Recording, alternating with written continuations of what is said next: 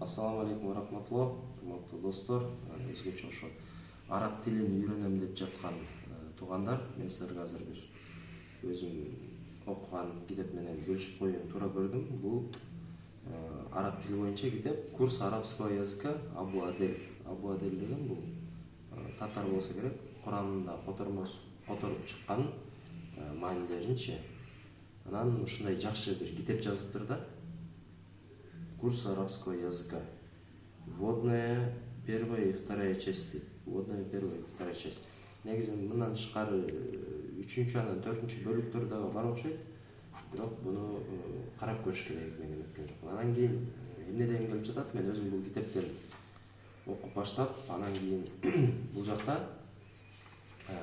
ким тил үйрөнөм десе, ошо өзгөчө ким тил үйрөнөм дегендерге жеңил башталат экен да бул сабактарчы. Мисалы алфавиттен баштап, мына бул жакта алфавиттен баштап, кандай метет, анан кийин эң жеңил сүйлөмдөрдөн башталат экен. Мисалы кандай? Көрүнүп атабы? Хаза бейт. Это дом. Хаза масжид. Бул мечит. Хаза баб. Это дверь. Хаза деп кете берет. Анан кийин дагы башка эмелер, сүйлөмдөр мисалы. Ахада сарир, а деген бул жерде суроо үчүн. Жана ушундай башкалар.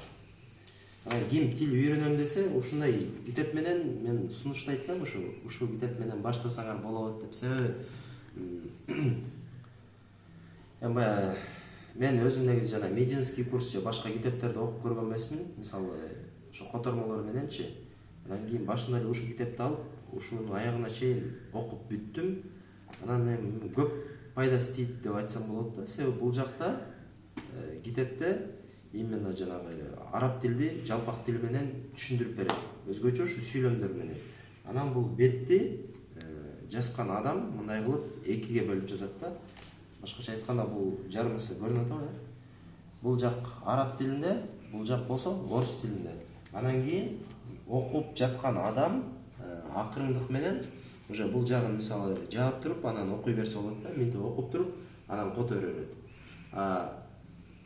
Дагы да тилди күчтүү өнүктүрөм десем, ал уже мындай орус тилин жаап туруп, орусчадан арабчага которгон, бул болсо уже жогорку деңгээлде. Себеби бул китептин башында өзү автор Шейх Абу Адель өзү ошол жөнүндө баяндап берет.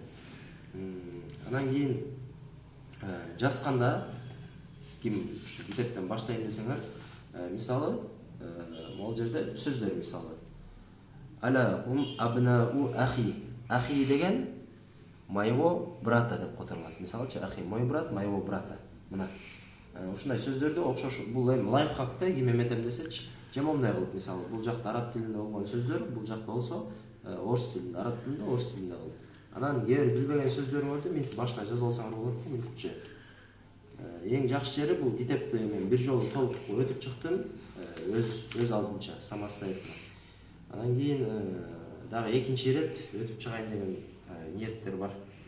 Анан бул китеп мага эмнеси менен жакты болгон, мен жеке оюм, өзүмдүн көз карашым жалпак жөнөкөй эмеден баштап, сүйлөмдөрдөн баштап, кыйын сүйлөмдөргө чейин, андан кийин болсо грамматикага да киришип кетет экен. Грамматиканы айтып берет. Грамматикадан тышкары жанагы сарф деген нерсени, морфологияны мисалы, кандай үчүнчү адамга кантип айтат, экинчи адамга кантип айтат, маңдайында турган адамга кантип айтасың, жамааттагы адамга кантип айтасың, жамаат аялдар кантип кайрыласың, ошонун баары ушул китепте келген.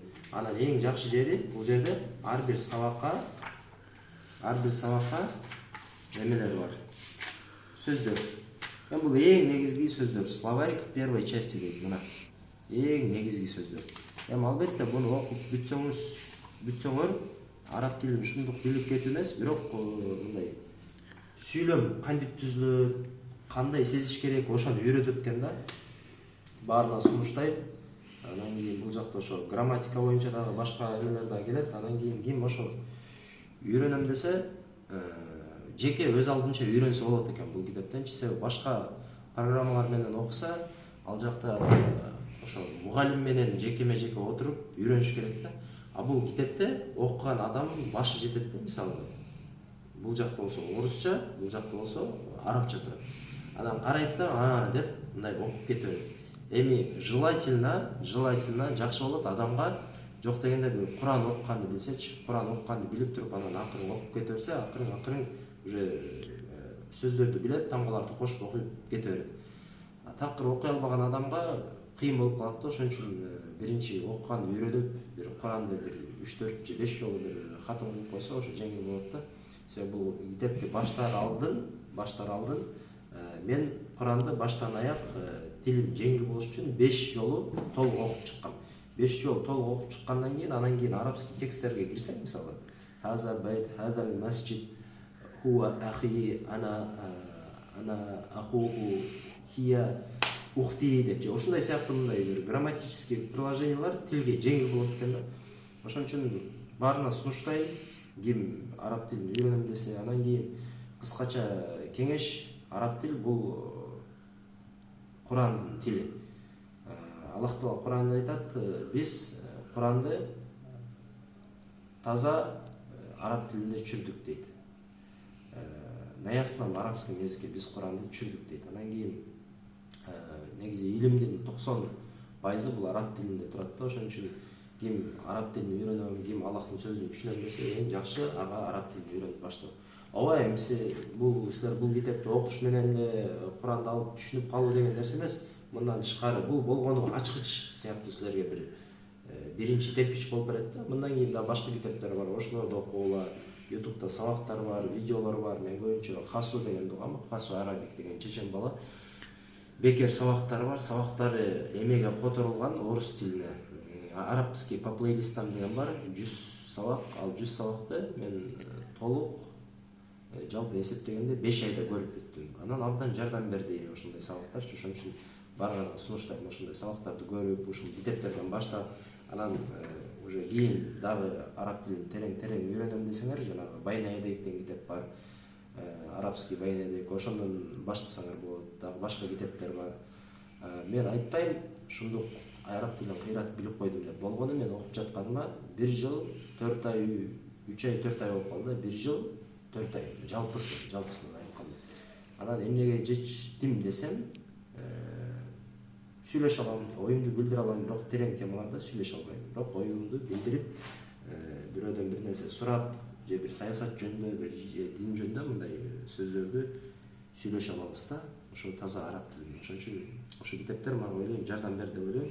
Силерге дагы ким өзгөчө араб тилин үйрөнүп, баягы сүйлөшөм адамдар менен деп жаткан адамга абдан жардам берет деп ойлойм. Жана силерге ушул китепти мен сунуштайм. Ассаламу алейкум.